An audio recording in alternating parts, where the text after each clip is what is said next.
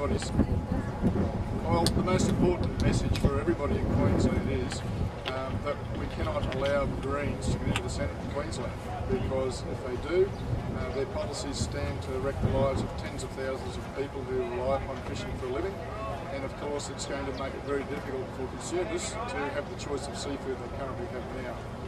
The policy is flawed, it has no scientific basis, and on top of that the Greens aren't telling people in Australia the truth. And my reason for being here this morning is to expose the dishonesty from the Greens. Bob Brown, the leader of the Greens, was on TV about a week and a half ago saying that we've lost 90% of the great fishes: marlin, tuna, snapper. Now, I've written to the leading fisheries scientist in the world, Ray Hilborn, at the University of Washington, and he came back to me yesterday and he said this report was totally flawed and has been dismissed 6 times over. So Bob Brown has to apologise to the Australian people for misleading them. Now, in the absence of his apology, which I've asked for and it hasn't been forthcoming, I have to say to all the Queenslanders that you have to put the Greens last. If that means if you're a Labor voter, please allocate your preferences yourself. Don't fold the party ticket. The Greens do not deserve to be in the Senate of Queensland.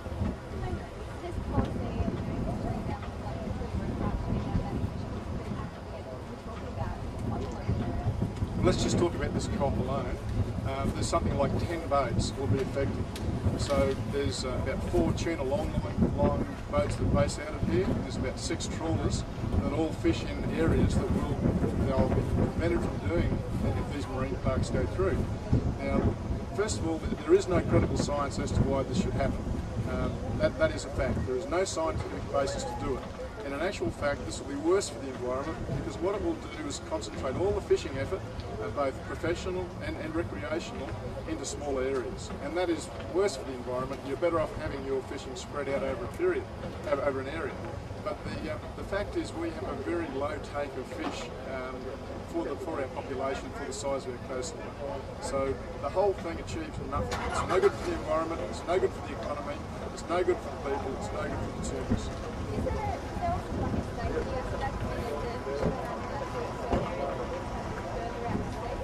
Well, there are some real complications, because, say for example, you have a fishing zone 60 nautical miles out. The tuna fishermen, the currents run about 3 knots out there.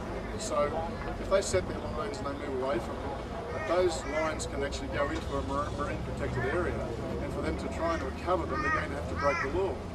Similarly, if somebody's marlin fishing off Cairns somewhere and the marlin takes them into a protected area, all they can do is just cut the line to comply with the law. So there are a whole lot of practical problems which make no sense, and there is no benefit for anybody, bar the Greens.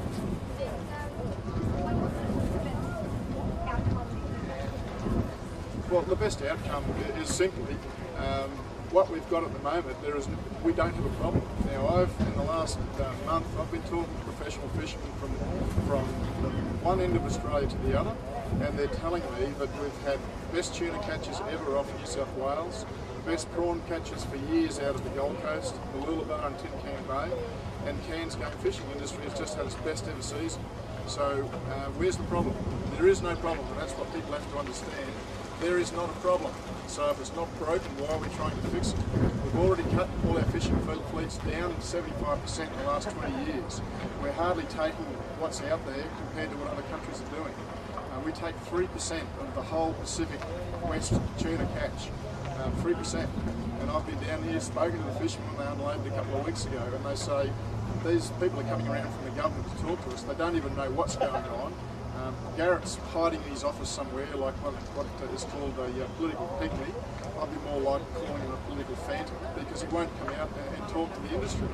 Now, tens of thousands of families in Queensland are in a state of anxiety, because if the Greens get into the Senate and Labor gets into power, the problem is going to affect a lot of people if they continue on their current views. It's very serious. And yeah, the compromise is just the policy we have. We are already managing the fisheries the right way.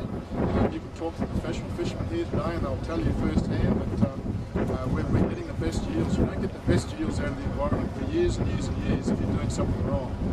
There is is nothing that's under threat. There's only one species that needs better management, and that's snapper. And part of the problem with snapper can be found in the estuaries, and there are some concerns that currently conserving water is affecting the creek. So, marine parks, there's snapper. I think Bob Brown was on TV saying, well, we need these marine parks for the snapper. Well, the snapper actually in the estuaries, they're not out in the marine park. So again, Bob Brown's got it back to front.